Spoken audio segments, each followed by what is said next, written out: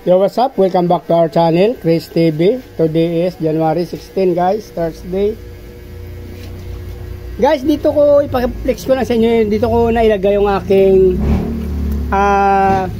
crayfish, guys, na male. Since yung kanyang partner na female buried, buntes. So dito ko siya nilagay, guys. Ayan, siniperate ko muna yung female, baka pakialaman niya yung yung ating female at baka may stress. So guys, nagulat lang ako kanina kasi may nakita ako, sabi ko namatay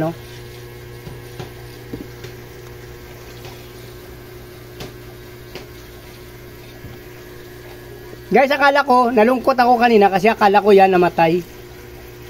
Yan. Nag-iisa lang siya dito. So nagulat ako, bigla may lumabas doon.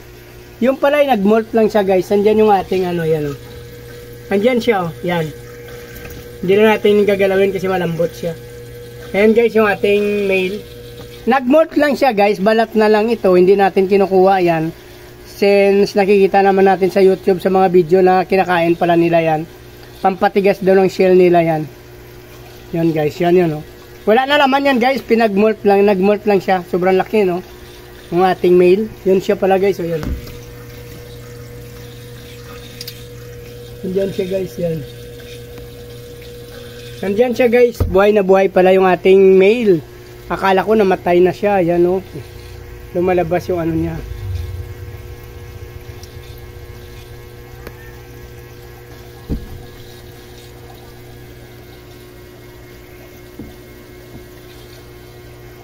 Ayan siya, guys, yan,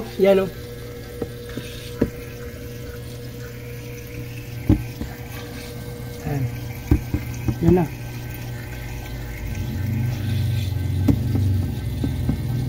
Ayan, guys, malambot lang siya. Kita nyo ba, guys? Yan, yan, nag-molt yan, guys, yan. Yan, buhay siya, guys, Ito yung niya, pinag-molt niya, yung dating katawan niya, Yan yung dating katawan niya. Ayun na siya, guys, pumasok na siya ulit. Nag-molt lang siya, guys, kaya akala natin namatay yan. Wala na yan, guys, iwanan na natin yan since kakainin naman nila yan. Malambot pa siya, guys, yun. Ayan siya, Sobrang laki na, guys, ng ating male, yan, Adult na kasi yan, 5 to 6 inches na ata, yan. Yan, guys, yung katawan nyo. Pininawan na natin yan. Huwag na natin bigyan ng pagkain ito ngayon gabi, mamayang gabi at bukas. Para makain niya na yung shell niya. Yan siya, guys. Pinakita, nilabas ko lang siya, pero bumalik na siya dun. Hayaan lang natin, baka ma-stress siya kasi kawawa naman. Since nag-molt siya, sumalambot ang katawan niya, guys.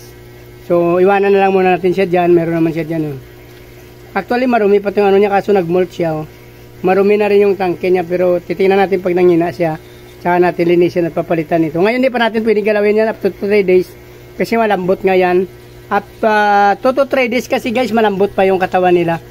Hanggang sa pang-4 na araw yan, titigas na ulit. So saka na natin siguro isipan to na change water, or kung kaya pa naman, pabayaan na lang natin. Since sanay naman yun sila sa dumi, kung mangina siya, saka natin papalitan, guys, yan. So dito na lang yun, guys. Kung nagustuhan yung video na to, para updated kayo sa mga in-upload natin video, guys, please like, follow, subscribe, guys.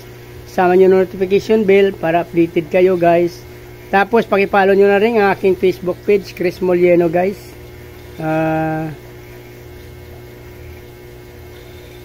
Ito lang, guys. Maraming salamat. Mabuhay kayo hanggang gusto nyo. Bye-bye!